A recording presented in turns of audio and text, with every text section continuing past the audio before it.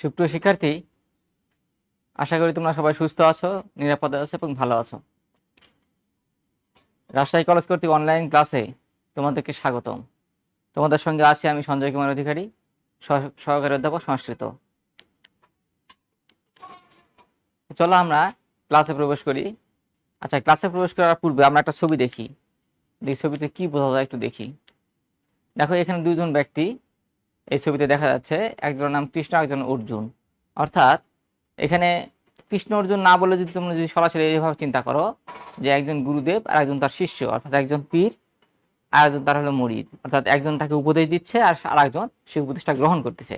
তো এই হলো আমার আজকের পাঠ, যেটা আমি আজকে যেটা তোমাদের সাথে আমার যে ক্লাস, সেটা হলো মূল বিষয় হচ্ছে উপদেশ। অর্থাৎ একজন উপদেশ দিবে আর একজন সেটা গ্রহণ করবে। তাহলে আজকের পাঠ কি? আজকের পাঠ হচ্ছে আমাদের জ্ঞান যোগ। একটু লিখে দিই।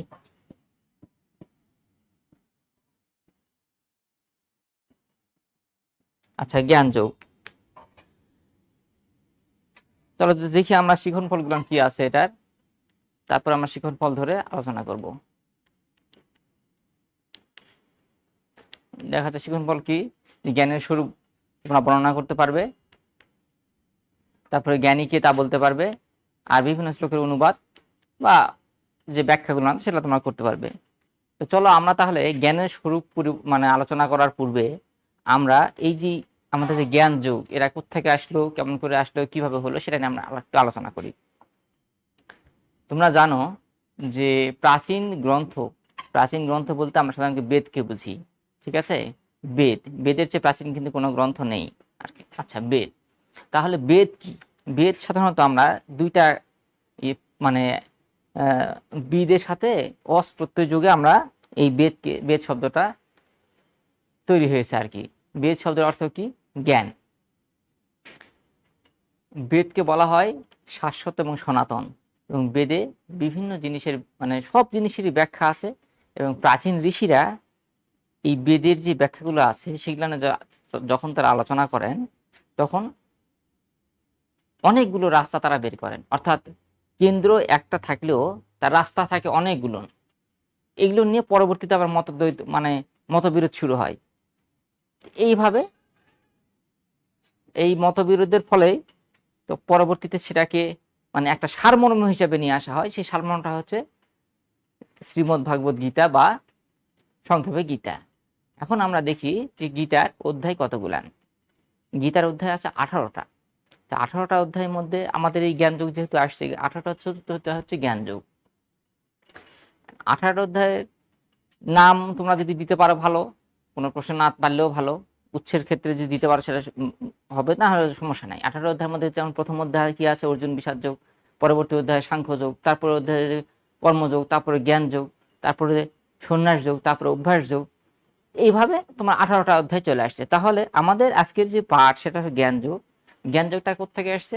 সেটা গীতার 4র্থ অধ্যায় থেকে আসছে, এবং তোমাদের এখানে মোট আছে 42টা শ্লোক। এই জ্ঞান যোগে আছে মোট 42টা শ্লোক। এই 42টার মধ্যে তোমাদের পাঠ্য হচ্ছে মাত্র 18টা। এখানে এই যে জ্ঞানের স্বরূপ, তারপরে জ্ঞানী কে, তারপরে তোমার হচ্ছে যে মানে এই কথাগুলো মোটামুটি বর্ণনা করা আছে। এখন দেখো যে প্রাচীনকালে ঋষিরা যখন তারা তারা এই জীবন এবং জগৎ বা এর রহস্য সম্পর্কে যখন তারা মানে চিন্তা করতে গেল, তখন তারা দেখলো যে আমরা যে কর্মগুলান করি বা আমরা যে কাজগুলান করি সেই কাজকে দুই ভাগে ভাগ করা যায়। একটা হলো সকাম কর্ম, একটা নিষ্কাম কর্ম। সকাম কর্মটা কি? সকাম কর্মটা হচ্ছে যে কর্মের মধ্যে আমার কোনো আশা থাকবে, অর্থাৎ আমি মানে আমার ফলের আশা থাকবে। আমি যে কাজটা করতেছি সেই কাজের ফলের আশা থাকবে। অর্থাৎ আমি যদি ভালো করে পড়াশোনা করি তাহলে আমি সবসময় চাবো যে আমার রেজাল্টটা ভালো হবে, এই যে একটা ফলের আশা। আর নিষ্কাম কর্মটা হচ্ছে যে আমার কোনো ফলের আশা থাকবে না, অর্থাৎ আমি কাজ করব কিন্তু তার কোনো আশা আমার থাকবে না। এটাকে বলা হয় নিষ্কাম কর্ম। প্রাচীন ঋষিরা দেখলেন যে যাগযজ্ঞ, অর্থাৎ যে যে সকাম কর্ম, যাগযজ্ঞ বলতে মানে সকাম কর্মটাই বোঝানো হয়। যে সকাম কর্মটা যে এই যাগযজ্ঞের মাধ্যমে আমরা ঈশ্বরকে পেতে পারি বা ঈশ্বরকে পেতে পারি, কিন্তু সেখানে একটা সমস্যা আছে। সেই সমস্যাটা হচ্ছে যে এটা আবার ক্ষণস্থায়ী। অর্থাৎ এই যাগযজ্ঞের মাধ্যমে আমরা যে পুণ্য লাভ করব, সেই পুণ্য লাভটা হবে হলো ক্ষয়প্রাপ্ত, অর্থাৎ ক্ষয় প্রালে মানে ক্ষয়প্রাপ্ত হয়, শেষ হয়ে গেলে আবার আমাকে মানে আমি ফিরে আসতে হবে আর কি। আর যদি আমি জ্ঞানের মাধ্যমে, অর্থাৎ যদি জ্ঞানের মাধ্যমে ঈশ্বরকে আরাধনা করি, তাহলে আমরা আমরা যদি স্বর্গ লাভ করি, সেই পুণ্য কখনো ক্ষয়প্রাপ্ত হবে না। আর তোমাদের আগের ক্লাসে যে মৈত্রী যাজ্ঞবল্ক্য মানে সংবাদে তোমাদেরকে আমি পড়াইছিলাম যে ব্রহ্ম, তো এই সবই একই, এখানেও ব্রহ্মের কথাই বলা হয়েছে যে সব কিছুই এক। তাহলে কি আমরা নিষ্কাম কর্ম করব। তাহলে গীতাকে কি বলা হচ্ছে? গীতা যেহেতু বললাম হলো জিষ্ট, সবকিছু জিষ্টে গীতাকে একসঙ্গে ব্রহ্মবিদ্যা, তারপরে তোমার হচ্ছে যোগশাস্ত্র এবং উপনিষদ, এই মানে সমস্ত, এক কথায় সমস্ত যত গ্রন্থ আছে তার সার গ্রন্থ হচ্ছে হলো গীতা। আর গীতার এই 4র্থ অধ্যায়ে এখানে একজন গুরু তার শিষ্যকে উপদেশ দিচ্ছেন যে কিভাবে তুমি ব্রহ্ম লাভ করতে পারবে, অর্থাৎ কিভাবে তুমি এই সংসারের সমস্ত পাপ হতে, এই সংসারের সমস্ত কিছু থেকে তুমি মুক্তি পাবে, সেই সম্পর্কে সেখানে বলা হচ্ছে। দেখো সেখানে এখন তোমাকে যদি বলি যে জ্ঞানের স্বরূপটা কি, জ্ঞানটা মানে জ্ঞান কি, জ্ঞান কি অর্থাৎ আমি যদি কোনো কিছুর ফলাকাঙ্ক্ষা ত্যাগ করি, অর্থাৎ ধরে নাও যে আমি একটা কাজ করলাম, সেই কাজে কোনো মানে কি ফল হবে সেটা আমি মানে জানি না, বা আমার সেখানে কোনো চাহিদাও নেই, এবং আমি যে কাজটা করতেছি তার মধ্যে আমার কোনো কর্তব্যাভিমান নেই, অর্থাৎ আমি করতেছি, আমি করব, হ্যাঁ আমি করি, এই ধরনের একটা মানসিকতা যদি না থাকে, তখন তখন যে আমার আমার অর্থাৎ আমার অহম যদি আমি ত্যাগ করতে পারি, ত্যাগ করার আমি অহম ত্যাগ, মূল কথা হচ্ছে যে আমাকে অহম ত্যাগ করতে হবে। জ্ঞানের স্বরূপটা হচ্ছে, জ্ঞানটাই হচ্ছে যে অহম ত্যাগ, আর যিনি অহম ত্যাগ করতে পারেন তিনি হলেন জ্ঞানী। তাহলে জ্ঞানের স্বরূপটা কি? জ্ঞানের স্বরূপটা এক কথায় যদি আমি বলতে যাই, জ্ঞানের স্বরূপ বলতে আমরা বলবো যে আমাদের মধ্যে সমস্ত অহংকার ত্যাগ করতে হবে। তাহলেই আমরা, অর্থাৎ সমস্ত অহংকার ত্যাগ করার ফলে আমাদের মানে আমাদের যে বোধোদয়ের মধ্যে সমস্ত অহংকার ত্যাগ হবে, সেটাই হবে জ্ঞান। আর আমি যদি ত্যাগ করতে পারি তাহলে আমি জ্ঞানী হব। আর তোমাদের আরেকটা কথা বলি যে আমরা যখন কি করি, কোনো কাজ করি, তখন সেখানে আমাদের কর্তব্য থাকে, আমরা সেটা ত্যাগ করলাম, তা অর্থাৎ আর যখন আমি এই যে নিষ্কাম, প্রথমত তোমাদেরকে বললাম যে নিষ্কাম কর্ম অর্থাৎ হচ্ছে যে আমার সেখানে কোনো আশা-আকাঙ্ক্ষা থাকবে না। আমি যখন আশা-আকাঙ্ক্ষা ত্যাগ করব, তখন আমি কোনো কাজ করেও সেই কাজের মধ্যে কোনো বন্ধনের আবদ্ধ হব না। অর্থাৎ আমি যদি সমস্ত পাপ কর্ম করি, আমি যত পাপ কাজ করব, কিন্তু সেটা আমি করি না। আর তোমাদের আরেকটা কথা বলি, এখন অনেকে হয়তো বলবে যে ঠিক আছে আমি সারাদিন শুয়ে থাকবো বা বসে থাকবো, আমি আলস্য জীবন যাপন করবো, আমি আমি তাহলে তো আমার সেটা নিষ্কাম কর্ম হচ্ছে, আমি কোনো কর্মই করতেছি না, তাহলে তো আমার পাপের কোনো সম্ভাবনা নাই। কিন্তু মানুষ কখনো কর্ম ছাড়া থাকতে পারবে না। এটা হচ্ছে মানুষের মানে গোটা প্রকৃতির এটা স্বভাব যে কেউ কর্ম না করে কোনো সময় সে চুপ থাকতে পারবে না, সব সময় তাকে কর্ম করতেই হবে। এখন কেউ যদি মনে করে যে কাজ না করে যদি শুয়ে থাকে, তার মধ্যে আলস্য থাকে, আলস্য থাকলে কিন্তু তার মোহ থাকে, মানে তার মোহ দূর হয় না, তার মধ্যে মোহ থাকেই, সেই মোহ সে দূর করতে পারে না। কাজেই আমরা যদি মনে করি আমরা কোনো কাজ না করে চুপচাপ থাকবো, তাতেও আমরা কর্মবন্ধন থেকে মুক্তি পাবো না। কিন্তু আমরা যদি এভাবে কাজ করি যে আমি কাজ করতেছি, তাতে তার সেখানে আমার কোনো আশা মানে আমি কোনো ফলাহা করব না, সেই ক্ষেত্রে আমার মুক্তিটা হতে পারে।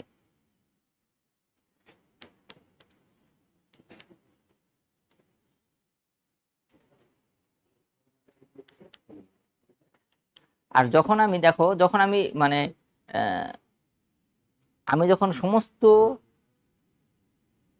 আমার আশা-আকাঙ্ক্ষা ত্যাগ করে কাজ করবো, তখন আমি যত পাপই করি সেই সমস্ত পাপ থেকে আমি মুক্ত থাকব, অর্থাৎ আমাকে কোনো পাপ স্পর্শ করবে না। তাহলে এই হিসাবে যদি আমি কাজ করি তাহলে আমি জ্ঞানী হব, এবং এটাই হলো জ্ঞানের স্বরূপ। আর শ্রদ্ধাবান ব্যক্তি, অর্থাৎ আমি জ্ঞান কেমন করে লাভ করব, আমি এই যে একজন গুরুদেব আরেকজনকে উপদেশ দিচ্ছেন, আরেকজন উপদেশ নিচ্ছেন, এইখানে জ্ঞান আমি কিভাবে লাভ করব, সে আমার জ্ঞানের প্রতি থাকতে হবে শ্রদ্ধা, অর্থাৎ ভক্তি থাকা লাগবে। যিনি যেটা বলছেন কায় মনোবাক্যে আমি যদি শুনি, এবং আমার যিনি আমাকে উপদেশ দিচ্ছেন তিনি যদি সেই সংযত ইন্দ্রিয় যদি হন, তাহলেই আমি তার কাছ থেকে জ্ঞান লাভ করতে পারবো। তো চলো আমরা এই যে মোটামুটি আমরা যে আলোচনা করলাম, এখন আমরা নিচের আমরা অনুবাদগুলো একটু দেখি, অনুবাদ দেখার পর আমরা অনুবাদ অন্য এলাকায় আমরা একটু দেখি আর কি। দেখো প্রথমে কি আছে, ইয়েস্য সর্বে সমারম্ভা কাম সংকল্প বর্জিত জ্ঞানাগ্নি দগ্ধ কর্মণাং পণ্ডিতং বুধা। এখানে দেখো বলছে যে ইয়েস্য সর্বে সমারম্ভা, সমারম্ভা মানে হচ্ছে সবার প্রথমে আমার প্রতিজ্ঞা, অর্থাৎ কাজের প্রতি যে প্রতিজ্ঞা, কাম ও সংকল্প বর্জিত। কাম সংকল্প বর্জিত মানে আমি যে কাজটা করব সেখানে আমার কোনো সংকল্প থাকবে না, আমার কোনো আশা থাকবে না। জ্ঞানাগ্নি দগ্ধ কর্মণাং, অর্থাৎ আমার যে জ্ঞানটা, মানে আমার যে কর্মটা জ্ঞানরূপ অগ্নি দ্বারা দগ্ধ হয়েছে, পণ্ডিতগণ তাকেই জ্ঞানী বলেন। তাহলে কি? তাহলে হচ্ছে যে ইয়স্য সর্বে সমারম্ভা কাম ও সংকল্প বর্জিত জ্ঞানাগ্নি দগ্ধ কর্মণাং পণ্ডিতং বুধা। অর্থাৎ আমার যদি কোনো কাজ করার পূর্বে আমার সমস্ত কর্ম এবং মানে আশা যদি আমি ত্যাগ করতে পারি, এবং আমার জ্ঞানগুলো যদি, আমার কর্মগুলো যদি জ্ঞানের অগ্নি দ্বারা দগ্ধ হয়, তখন পণ্ডিতগণ আমাকে জ্ঞানী বলবেন। আমরা অনুবাদটা একটু দেখি। দেখো, অনুবাদ হচ্ছে যার সমস্ত কর্ম প্রচেষ্টা বা ফলাকাঙ্ক্ষা কর্তাভিমান বর্জিত হয়েছে এবং যার কর্ম জ্ঞানরূপ অগ্নি দ্বারা দগ্ধ হয়েছে, সেইরূপ ব্যক্তিকে জ্ঞানীগণ পণ্ডিত বলে থাকেন। আচ্ছা, আমরা পরের শ্লোকটা একটু দেখি। দেখো, ত্যক্ত কর্মফলাসঙ্গং নিত্যতৃপ্ত নিরাশ্রয় কর্মণ্য ভিপ্রবৃত্তপি নৈব কিঞ্চিত করতি স। এখানে দুইটা শব্দ আছে, একটা হচ্ছে কর্মফল আসঙ্গ। তোমাদের তো আগে আমি মানে গত ক্লাসেই বলেছি যে আমাদের এই শব্দগুলো অনেকগুলো শব্দ একসঙ্গে করা আছে, তার সন্ধি করা আছে, যার ফলে আমরা যদি ভেঙে পড়ি তাহলে আমাদের জন্য একটা সুবিধা আছে। আমি তোমাদের দুটো দেখাবো, আগে তুমি এটা দেখো আর কি। ত্যাগটা কর্মফল আসঙ্গ, অর্থাৎ আমি সমস্ত কর্মের ফল ত্যাগ করব, ত্যাগ করার পর নিত্যতৃপ্ত, অর্থাৎ আমি যা পাবো তাতেই সন্তুষ্ট থাকবো, অর্থাৎ আমার কোনো চাহিদা থাকবে না, নিরাশ্রয়। আর কর্মণ্য বিপরীতে কিঞ্চিত নৈব করতিস। এক কথায় আমি মানে কর্মের সমস্ত আশা ত্যাগ করব, নিত্যতৃপ্ত, অর্থাৎ আমি যেটা পাবো সেটাতে আমি খুশি এবং নিরাশ্রয়, এবং যা অর্থাৎ আমি মানে অযাচিত যে বিষয়গুলো আছে সব বিষয় নিয়ে আমি সন্তুষ্ট, আমি কোনো কিছুতে আমার কোনো রাগ দেশ থাকবে না। আমি অনুবাদটা একটু দেখি। দেখো, যিনি, আগে আমরা তোমার অন্যটা একটু দেখে নিই। দেখো,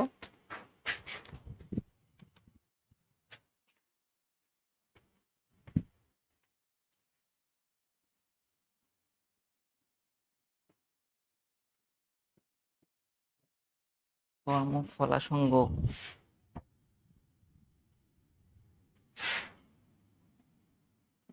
এখানে দেখো কর্ম ফল আর আসঙ্গ, এই তিনটা শব্দ মিলে এই একটা শব্দ হয়েছে, অর্থাৎ কর্ম ফল এবং আসঙ্গ এই তিনটা শব্দ মিলে একটা শব্দ। আর একটা শব্দ আছে ওখানে, দেখো, সেটা হচ্ছে যে তোমার কর্মণ্য কর্মণ্যা প্রবৃত্ত অপি। আর কি, এখানে কর্মণি তারপরে অভিপ্রবৃত্ত আর অপি, তিনটা, অর্থাৎ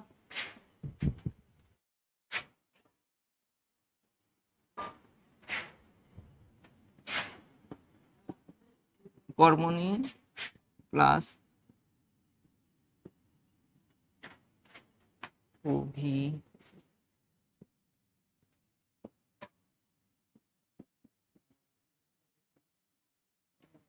এই হলো তিনটা শব্দ, এই তিনটা শব্দ মিলে এই একটা, এই মোটামুটি এই দুটা এখানে জটিল শব্দ আছে, সব শব্দই সহজ।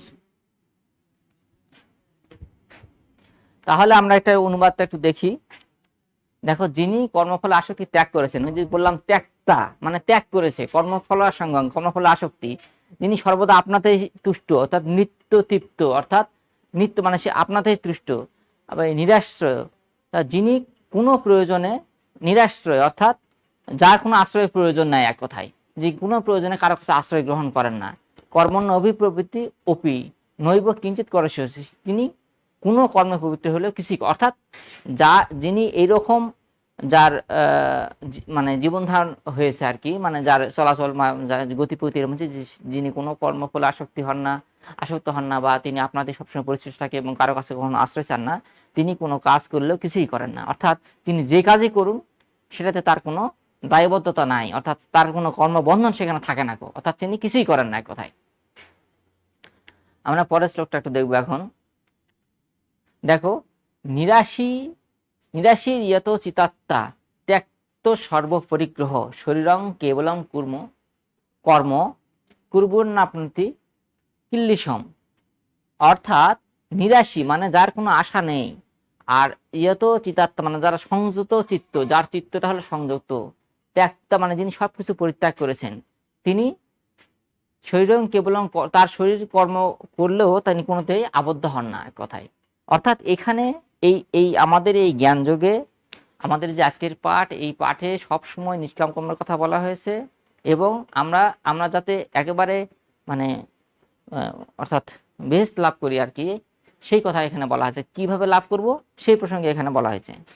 দেখো অনুবাদটা দেখো, যিনি নিরাশী কামনা ত্যাগ করেছেন, যার চিত্ত সংযত, অর্থাৎ সংযত চিতাত্মা। দেখো, নিরাশী সংযত চিতাত্মা, তারপর ত্যাগটা সর্বপরিগ্রহ মানে সর্বপরিগ্রহ মানে যে আমরা যে দানগুলা গ্রহণ করি সেটা ত্যাগ করেছি, অর্থাৎ ত্যাগটা সর্বপরিগ্রহ, যিনি সমস্ত দানাতি বর্জন করেছেন। শরীরং কেবলং কর্ম, অর্থাৎ তিনি কেবল শারীরিক কর্ম করেও পাপ ভোগ করেন না। অর্থাৎ তুমি যদি এইরকম যদি তোমার মানসিকতা চলে আসে, অর্থাৎ তোমার চিন্তাধারা, তোমার চালচলন, তুমি যদি কাউকে খুনও করো তাহলে সেখানে তোমার কোনো পাপ হবে না।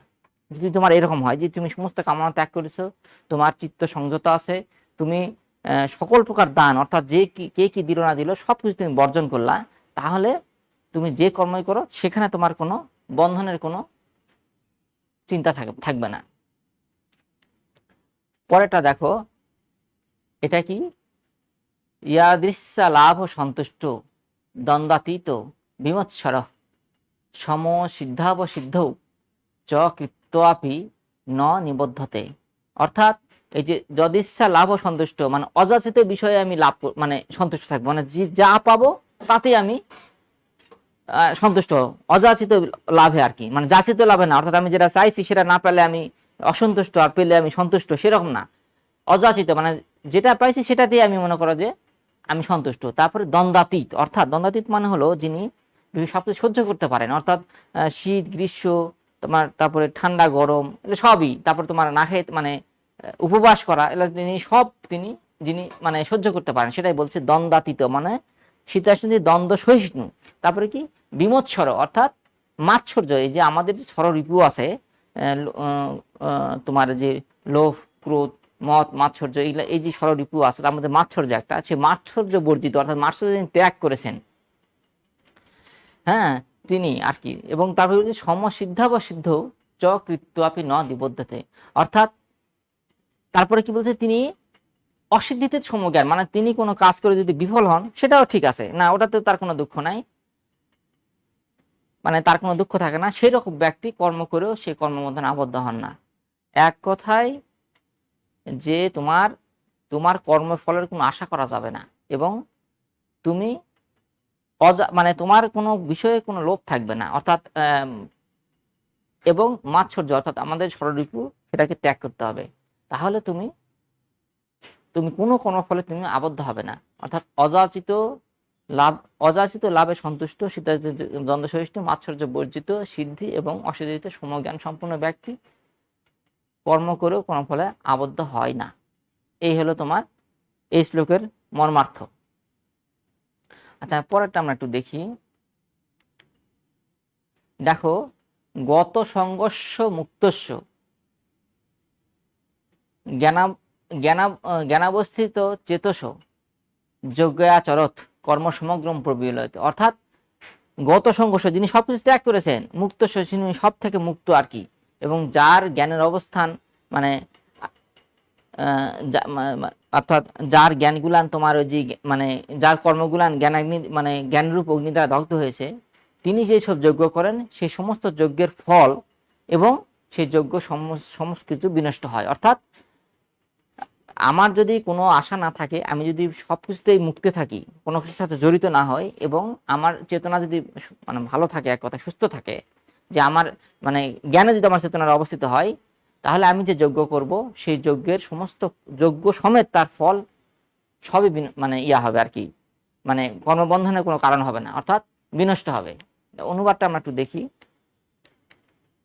দেখো, যিনি ফলাকাঙ্ক্ষা গত সংঘর্ষ ফলাকাঙ্ক্ষা ত্যাগ করছেন এবং রোগ দেশে মুক্ত, যিনি রোগ দেশাদি মুক্ত এবং যার চিত্ত ব্রহ্মে অবস্থিত, যিনি যজ্ঞের জন্য কর্ম করেন, যিনি যজ্ঞের জন্য কর্ম করেন এবং তার সমস্ত কর্ম ফল সহ বিনষ্ট হয়। যে তোমাদেরকে যেটা বললাম আমি, যে ফলাকাঙ্ক্ষা ত্যাগ করতেছে, তোমার রাগ দেশাদেশি মানে রাগ দুঃখ এগুলাম সবকিছু তার নাই, তার চিত্ত জ্ঞানের ব্রহ্মে অবস্থিত এবং যিনি যজ্ঞ যেসব যজ্ঞ করেন সেই সমস্ত কর্মগুলোন কি হচ্ছে, কর্মগুলোন তোমার ফল সহ বিনষ্ট হচ্ছে। অর্থাৎ তিনি তার কোনো ফলে তিনি আবদ্ধ হচ্ছেন না। ফল সহ বিনষ্ট মানে খারাপ না, এখানে যে সেখানে তিনি কোনো কিছুতেই তিনি আবদ্ধ হচ্ছেন না।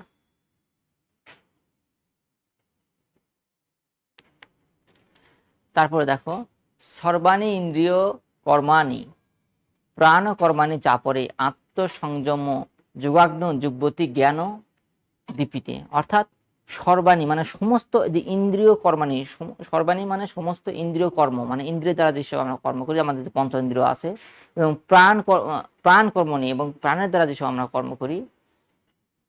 তারপরে তোমার যে এই যে আত্মসংযম, অর্থাৎ দেখো কেউ কেউ সমস্ত, অনুবাদটা নিচে দেওয়াই আছে, দেখো কেউ কেউ তার সমস্ত ইন্দ্রিয় কর্ম এবং প্রাণ কর্মসমূহকে ব্রহ্ম জ্ঞানে, অর্থাৎ যে আমাদের চারিদিকে শুধু ব্রহ্ম ছাড়া অন্য কিছু নাই। আমরা গত ক্লাসে যেটা তোমাদেরকে বলেছি যে এই যে মানে আত্মতত্ত্ব লাভের কথা যে বলেছি, যে ব্রহ্ম জানলেই আমাদের সব জানা হয়ে গেল, অর্থাৎ আমার চারিদিকে যে শুধুমাত্র ব্রহ্ম ছাড়া অন্য কিছু নাই, তাহলে আমাদের আর কোনো মানে বন্ধনের কোনো কারণ থাকে না। অর্থাৎ আমি যে যজ্ঞ করি, আমি যে যজ্ঞ সমস্ত কিছুর মধ্যে যদি আমি ব্রহ্মকে দেখি, তাহলে আমার যজ্ঞ সাকসেসফুল, অর্থাৎ আমার যজ্ঞ সম্পূর্ণ হবে। আদারওয়াইজ ওই যজ্ঞ আমার কর্মবন্ধনের কারণ হবে আর কি। তাহলে কি দেখো, অন্য কেহ সমস্ত ইন্দ্রিয় কর্ম এবং, বানানটা একটু ভুল আছে, এবং সমস্ত প্রাণ কর্মসমূহকে ব্রহ্মজ্ঞানে প্রদীপিত আত্মসংযম রূপ যোগাগ্নিতে হোম করেন। অর্থাৎ তোমরা যদি দেখে থাকো যে পূজার শেষে একটু আগুন জ্বালানো হয়, অর্থাৎ সেটাকে যজ্ঞ বলা হয়। সেখানে যজ্ঞের বিভিন্ন রকম দ্রব্য দেওয়া হয়, যেমন ঘি দেওয়া হয়, তারপরে আরো অনেক কিছু দেওয়া হয় সেখানে।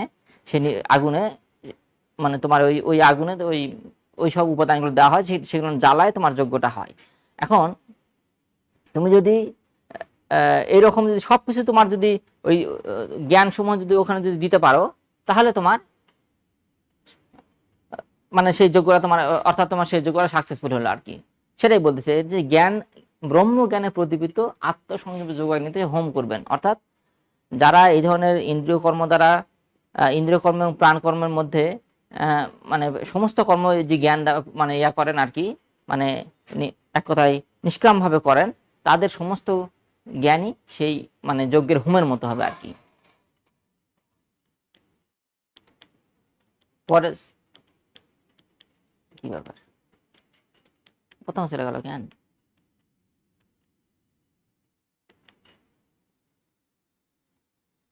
তাই তো। আচ্ছা, পরের শ্লোকটা দেখো, এটা বলেছি না, বলেছি তো এটা।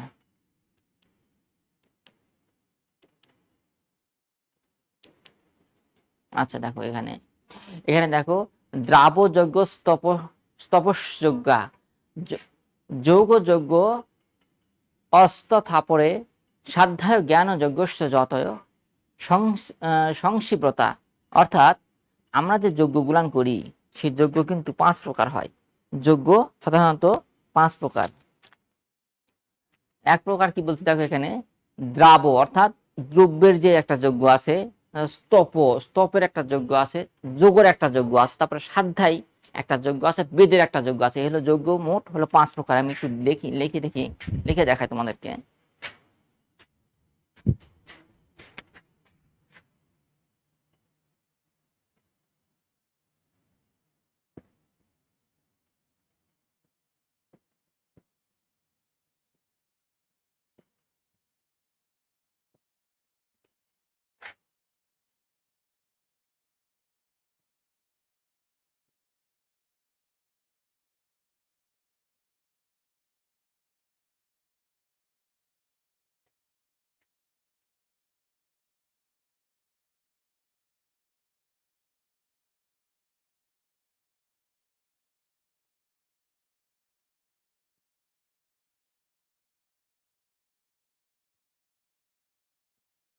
অর্থাৎ দেখো এই যে 5 প্রকার যজ্ঞ, একটা হলো কি দ্রব্যযজ্ঞ, তপযজ্ঞ, যোগযজ্ঞ, স্বাধ্যায় যজ্ঞ এবং বেদ জ্ঞান। দ্রব্যটা কি? দ্রব্য অর্থাৎ বিভিন্ন রকম দ্রব্য যদি দান করি, এই দানের মাধ্যমে একটা যজ্ঞ হয়। অর্থাৎ যত প্রকার দ্রব্য আমি দান করব, সেই দানের মাধ্যমে একটা যজ্ঞ হবে, সেটাকে বলা হয় দ্রব্যযজ্ঞ।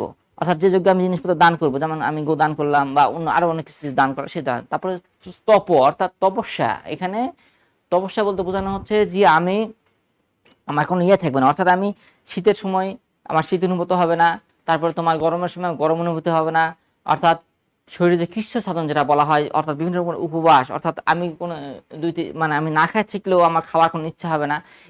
এটা হলো তপস্যা, তপস্যা করবো এটা নিয়ে আমরা। এটা হলো তপযোগ্য, অর্থাৎ তপস্যা করবো। তারপরে কি আছে? যোগ। যোগ হলো 8 প্রকার। যোগটা হলো 8 প্রকার। যেমন দেখো তোমার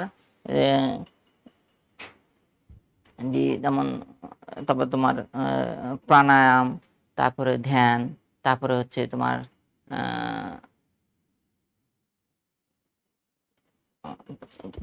দেখলাম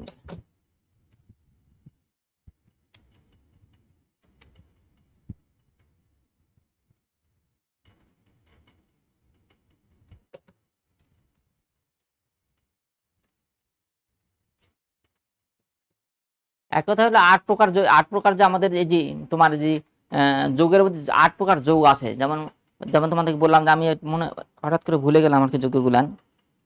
যেমন যে তোমার একটা হচ্ছে প্রাণায়াম আছে, তারপর হচ্ছে ধ্যান আছে, তারপর সমাধি আছে, তারপরে তোমার এইরকম হচ্ছে 8 প্রকার। এই 8 প্রকার যোগ্য, 8 প্রকার যে সাধনা আছে, সেই সাধনাকে বলা হয় যোগ। তার মাধ্যমে কিন্তু আমরা যোগ্য করতে পারি। তারপরে স্বাধ্যায়। স্বাধ্যায় হলো কি, যে তুমি ব্রহ্মচর্য অবলম্বন করো। ব্রহ্মচর্য মানে কি? ব্রহ্মচর্য মানে হলো যে তোমার যে কামনা বাসনা আর কি, সেটাকে তুমি সংযত রাখবে, মানে একেবারে সংযত রেখে ব্রহ্মচর্য পালন করে তুমি অধ্যয়ন করবে। অর্থাৎ বিভিন্ন গ্রন্থ, অর্থাৎ ব্রহ্মচর্য অবলম্বন করে বিভিন্ন গ্রন্থ অধ্যয়ন করবে। সেটা হলো তোমার এই স্বাধ্যায় যজ্ঞ। আর বেদ হলো, আর বেদ যজ্ঞ যেটা হলো, সেটা হলো যুক্তির দ্বারা তুমি বেদার্থ নিয়ে তুমি আলোচনা করবে। অর্থাৎ বিভিন্ন যুক্তি খণ্ডনের দ্বারা বেদার্থ বিষয় নিয়ে তুমি আলোচনা করবে। এটা হলো তোমার এটা বেদ যজ্ঞ। তাহলে যজ্ঞ আমাদের মোট 5 প্রকার। একটা দ্রব্য, স্তপ, তারপরে হলো কি যোগ, স্বাধ্যায়, আর হলো বেদ জ্ঞান আর কি।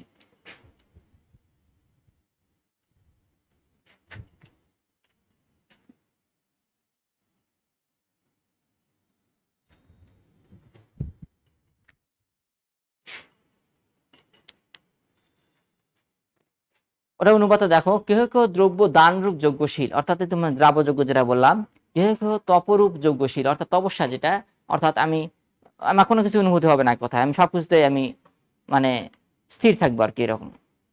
কেহ কেহ যোগ রূপ, যোগ যে 8 প্রকার যোগ তোমাদের, মানে সেই যোগ রূপ যজ্ঞকারী। আর কেহ কেউ আবার আচ্ছা, কেউ কেউ আবার দৃঢ়ব্রতা, অর্থাৎ মানে সংকল্প, অর্থাৎ যদি কোনো বেদভ্যাস স্বরূপ যজ্ঞকারী। আবার কেউ কেউ বেদার্থ পরিজ্ঞান স্বরূপ যত্নশীল হন।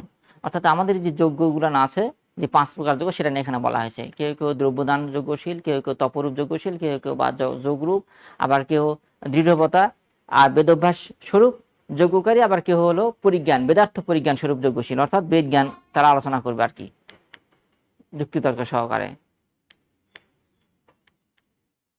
যেখানে দেওয়া আছে দেখো যোগ, যেটা আমি তোমাদের বলতে পারলাম না, যে দেখো যোগ হলো 8 প্রকার কি, যম, নিয়ম, আসন, প্রাণায়াম, প্রত্যাহার, ধারণা, ধ্যান ও সমাধি। এই হলো 8 প্রকার তোমার যোগ। যম, নিয়ম, আসন, প্রাণায়াম, প্রত্যাহার, ধারণা, ধ্যান ও সমাধি, এই হলো 8 প্রকার তোমাদের যোগ। তা পরেরটাতে আমরা একটু যাই। দেখো এটা কি, তদ্বিদ্ধি প্রণিপাতেন পরিপ্রশ্নেন সেবায়া উপদীক্ষন্তিতে জ্ঞানং জ্ঞানিন তত্ত্বদর্শিন। জ্ঞানন জ্ঞান তত্ত্বদর্শিন, অর্থাৎ তদ্বিদ্ধি প্রণিপাতেন মানে প্রণামের দ্বারা, পরিপ্রশ্ন মানে প্রশ্নের দ্বারা, সেবার দ্বারা আমরা জ্ঞান লাভ করবো এক কথায়। আর যিনি তত্ত্বদর্শী তিনি আমাদেরকে জ্ঞান দিবেন। এটার মূল এটা হচ্ছে যে আমি জ্ঞান লাভ করব কিভাবে, সেটা হচ্ছে প্রণামের দ্বারা। তো সে তাকে প্রণাম করতে প্রণিপাতেন, তারপরে প্রশ্নের দ্বারা এবং সেবার দ্বারা। আর যিনি আমাকে জ্ঞান দান করবে তিনি যেন তত্ত্বদর্শী হন আর কি। দেখো আমরা অনুবাদটা দেখি, প্রণাম দ্বারা, তত্ত্ব সম্বন্ধে বারবার প্রশ্ন করার দ্বারা এবং গুরু সেবার দ্বারা সেই জ্ঞান লাভ করা যায়। তাহলে কোন জ্ঞান? যেটা আমরা চাচ্ছি, অর্থাৎ আমরা নিষ্কাম কর্মের জ্ঞান লাভ করবো আর কি। আচ্ছা, জ্ঞানী তত্ত্বদর্শী, অর্থাৎ যিনি আমাকে জ্ঞান দিবেন তিনি অবশ্যই জ্ঞানী হবেন এবং তত্ত্বদর্শী হবেন, আমাকে সেই জ্ঞান উপদেশ করবেন, অর্থাৎ আমাকে সেই জ্ঞান দিবেন।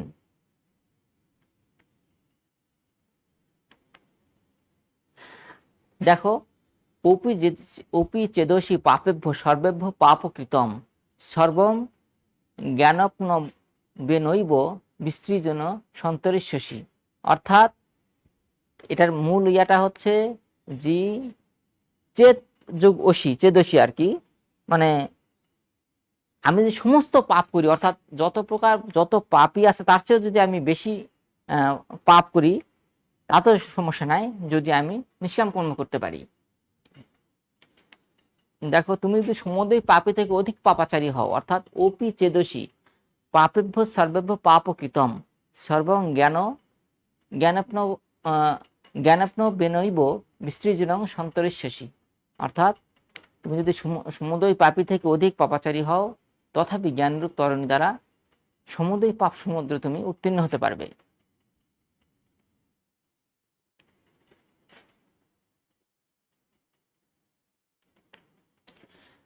পরেরটা একটু দেখো, পরের শ্লোক, নহি জ্ঞানেন সদৃশং পবিত্র মিহ বিদ্যতে তৎস্বয়ং যোগ সংসিদ্ধ কালেনত্তি বিন্দতি। অর্থাৎ এই জ্ঞান, অর্থাৎ যে জ্ঞানের দ্বারা আমি ব্রহ্ম লাভ করতে পারবো, অর্থাৎ আমি ব্রহ্মের স্বরূপ সম্পর্কে জানতে পারবো, ব্রহ্ম কি সেটা বুঝতে পারবো, তো এই জ্ঞানে পবিত্র আর কিছু নাই। এবং যারা বিভিন্ন সংযুত চিত্ত, যোগ সংসিদ্ধ, তারা আস্তে আস্তে এই জ্ঞান লাভ করবেন। দেখো কি, নহি জ্ঞানের সাদৃশ্য পবিত্র মিহি বিদ্যতে, ইহলোকে জ্ঞানের নাই পবিত্র আর কিছু নাই। কর্মযোগে সিদ্ধ পুরুষ, যে কর্মযোগ যেটা তোমাদেরকে আমি বলি, যে নিষ্কাম কর্মের যোগ, সিদ্ধ পুরুষ সেই জ্ঞান কালক্রমে আপনি অন্তরে লাভ করবেন। অর্থাৎ আমি যদি নিষ্কাম কর্ম করি, আমার যদি নিষ্কাম কর্ম করা প্রথমত হবেই না, আমি চেষ্টা করি নিষ্কাম কর্ম করা, তা আস্তে আস্তে আস্তে আস্তে এক সময় আমি সেই জ্ঞান, অর্থাৎ সেই ব্রহ্ম লাভের যে জ্ঞান, অর্থাৎ যে চারের শুধু সব দিকে যে ব্রহ্ম আছে, সেই ব্রহ্মের জ্ঞান আমি আপনি অন্তরে লাভ করব।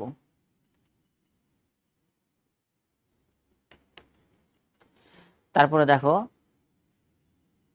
শ্রদ্ধাবান লভতে জ্ঞানম তৎপর সংযত ইন্দ্রিয় জ্ঞানং লব্ধা পরাম শান্তিম অচিরেণ অধিক উচ্চতি।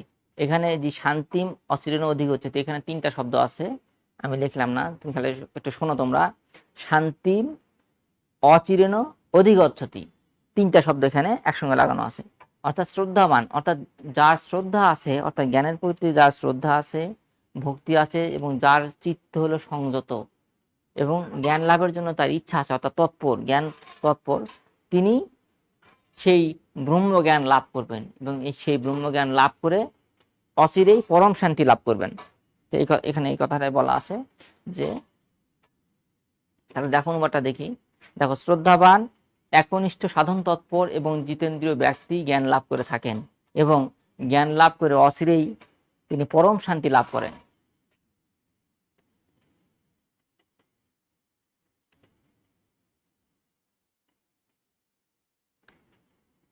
তারপর দেখো, অজ্ঞশ্রাদ্ধ ধনাশ্চ সংশয়াত্মা বিনশ্যতি ন্যায়ং লোকস্তিন ও পরং ন সুখ সংশয়াত্মা। অর্থাৎ যার কোনো শ্রদ্ধা নাই, এক কথায় যার কোনো শ্রদ্ধা নাই এবং যার মানে সংশয় চিত্ত আর কি, যার চিত্তটা সংশয় থাকে, সে অচিরেই বিনাশ প্রাপ্ত হয়। এক কথায় মানে কোনো কিছুর প্রতি যদি তোমার শ্রদ্ধা না থাকে, তোমার চিত্ত যদি স্থির না হয়, অর্থাৎ সংশয় প্রাপ্ত, সবকিছুতেই তুমি যদি সংশয় দেখো, তাহলে তুমি বিনাশ প্রাপ্ত হবে। এখানে সেটাই বলা হচ্ছে। দেখো দেখো অজ্ঞ মানে তুমি, তোমার কোনো জ্ঞান নাই, তো অজ্ঞ, শ্রদ্ধাহীন আর সংশয়াত্মা ব্যক্তি বিনাশ প্রাপ্ত হয়। আর একটা বিষয় হলো যে ন্যায়ং লোকস্তিন ন পরং ন সুখং সংশয়াত্মা, অর্থাৎ সংশয়াত্মা বাতে ইহলোক নাই, পরলোক নাই, সুখ নাই, কিছুই নাই। এক কথায় সংশয়াত্মা, তোমার যদি কোনো সংশয় থাকবে, সংশয়াত্মা যেসব লোক থাকবে তাদের ইহলোক নাই, পরলোক নাই এবং সুখ নাই।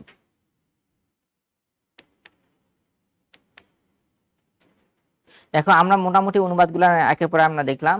জ্ঞানের স্বরূপ নিয়ে কিন্তু তোমাদের সাথে আমরা আলোচনা করেছি। জ্ঞানের স্বরূপটা কি, যদি আমি এক কথায় বলতে চাই, জ্ঞানের স্বরূপ কি? জ্ঞানের স্বরূপ হলে এক কথাই হলো অহংকার বর্জন করতে হবে। অর্থাৎ কোনো প্রকার অহংকার থাকা যাবে না। যেমন আমি কাজটা করতেছি, আমি করি, আমি কর্তা, আমি করব, এই ধরনের কোনো থাকা যাবে না। কাজ করতে হয়, করতেছি, কে তার যে ফলাকাঙ্ক্ষা এবং যে কর্তাভিমান, অর্থাৎ আমি কাজ করতেছি তার যে একটা অভিমান, সেরকম থাকা যাবে না। এটা হলো জ্ঞান। আর যিনি এরা ত্যাগ করতে পারবেন তিনিই জ্ঞানী। তাহলে কি, যিনি অহংকার, এক কথা অহংকার এবং কর্তাভিমান ত্যাগ করতে পারবেন তিনিই জ্ঞানী।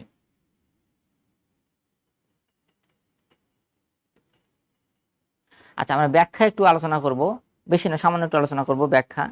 যে ব্যাখ্যা যেমন দেখো, শ্রদ্ধামান লভতে জ্ঞানং তৎপর সংযুত, শ্রদ্ধামান লভতে জ্ঞানং তৎপর সংযুত ইন্দ্রিয় জ্ঞানং লব্ধ পরাম শান্তি অচিরেণ অধিগচ্ছতি। তাহলে এই ব্যাখ্যার সাথে তিনটা অংশ আছে। সেটা হচ্ছে উৎস। আমরা কোথেকে পাইছি এটা? উৎসটা কি? এটা উৎস যদি তুমি যদি লিখতে চাও, তো প্রথমে তোমাকে লিখতে হবে যে একটু ভালো করে যদি লিখি আমরা, সমস্ত গ্রন্থের সার গ্রন্থ শ্রীমদ্ ভাগবত গীতার 4th অধ্যায় জ্ঞানযোগ থেকে আলোচিত শ্লোকটি নেওয়া হয়েছে। প্রসঙ্গ, এখানে কোন প্রসঙ্গে কথাগুলো বলা হয়েছে, এখানে কে বলতেছে? এখানে যে শ্রীকৃষ্ণ অর্জুনকে তিনি জ্ঞান দান করতেছেন এবং সেই প্রসঙ্গে তিনি বলতেছেন। অর্থাৎ তোমরা জানো, কুরুক্ষেত্রের জায়গায় একটা যুদ্ধ হয়েছিল। অর্থাৎ কুরুক্ষেত্রের যুদ্ধে যখন অর্জুন তার সমস্ত আত্মীয় স্বজনকে দেখে, অর্থাৎ তাদের আত্মীয় স্বজন সমস্তকে বধ করবে, সেই চিন্তায় তার শরীর যখন অসহায়, তিনি পড়ে গেলেন এক কথায়, কিভাবে আমি আমার নিজের হস্তে আমার আত্মীয় স্বজনকে বধ করব, মানে হত্যা করব, আমি তো পাপভাগী হব, আমার অনেক পাপ হবে, আমি এই পাপ কেমন করে বহন করব, এই প্রসঙ্গে সে যখন বিমর্ষ হয়ে গেল, তখন তাকে শ্রীকৃষ্ণ উপদেশ জ্ঞান দিয়েছে। যে উনি বলতেছেন যে তুমি নিষ্কাম কর্ম করো, অর্থাৎ তুমি কর্ম করো, তোমাকে করতে হবে তাই, তাহলে তুমি এই কর্মবন্ধনে কোনো আবদ্ধ হবে না। অর্থাৎ এইখানে ওই প্রসঙ্গেই, এক কথায় কুরুক্ষেত্রের যুদ্ধে শ্রীকৃষ্ণ অর্জুনকে বলতেছেন যে তুমি এইভাবে তুমি জ্ঞান লাভ, তুমি শ্রদ্ধাবান হও, অর্থাৎ আমি যে তোমার উপদেশ দিচ্ছি তার প্রতি তুমি শ্রদ্ধাবান হও এবং তোমার চিত্তকে সংযত করো, চিত্তকে সংযত করে আমার জ্ঞান তুমি লাভ করো, তাহলে তোমার কোনো দুঃখ থাকবে না এবং তুমি পরম শান্তি লাভ করবে। এক কথায় প্রসঙ্গ বলতে আমরা, এটা হলো কুরুক্ষেত্রের যুদ্ধে শ্রীকৃষ্ণ অর্জুনকে যে উপদেশ দিচ্ছিলেন, সেখানে এই কথাটা বলা হয়েছে এক কথায়। আর বিশ্লেষণটা কি? বিশ্লেষণটা আমরা এইভাবে করব যে আমার যদি কোনো বিষয়ে কোনো শ্রদ্ধা না থাকে, কোনো ভক্তি না থাকে, তাহলে আমি সেই বিষয়ে আমি কিছুই লাভ করতে পারবো না। এবং আমার চিত্ত যদি সংযত না হয়, তাহলে আমার কিছুই থাকবে না। আর একটা বিষয়, আমি যদি অজ্ঞ হই, যে আগের চোখে তোমাদেরকে আমি পড়ালাম যে আমি অজ্ঞ এবং শ্রদ্ধাহীন ব্যক্তি যদি হই, তাহলে আমি সমস্ত যত পাপী আছে তার চেয়ে সবচেয়ে বেশি অধিক পাপী আমি হব এবং আমার কোনো কালই থাকবে না, ইহকাল পরকাল কিছুই থাকবে না। এবং তাহলে আমাকে, অর্থাৎ সব কিছুর উপরে শ্রদ্ধাবান হতে হবে। এবং এই শ্রদ্ধাবান হতে হলে কি হবে, আমাকে আমার যত কর্তব্যজ্ঞান আছে, অর্থাৎ আমার যত অহংকার আছে, সে সব কিছু ত্যাগ করতে হবে। এইভাবে লিখলেই তোমার বিশ্লেষণটা হয়ে গেল। আর একটা বিষয় বলি, তোমাদের যতগুলো ব্যাখ্যায় আসুক, সবগুলো কিন্তু একই রকম, অর্থাৎ সব তোমার উচ্চ প্রসঙ্গ সবই ঠিক থাকবে, বিশ্লেষণ শুধুমাত্র শ্লোক অনুসারে পার্থক্য ঘটবে।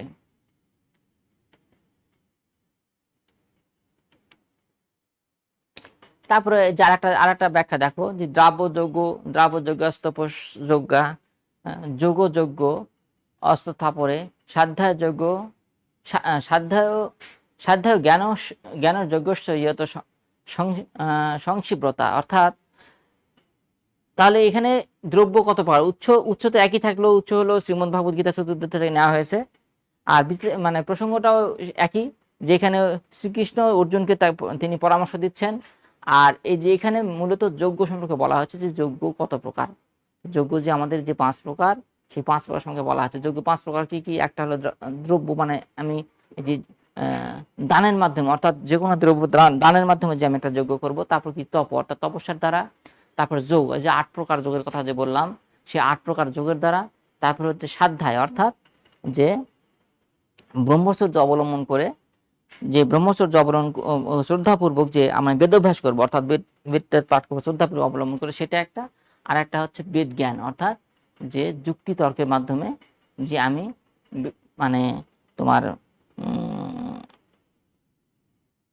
মানে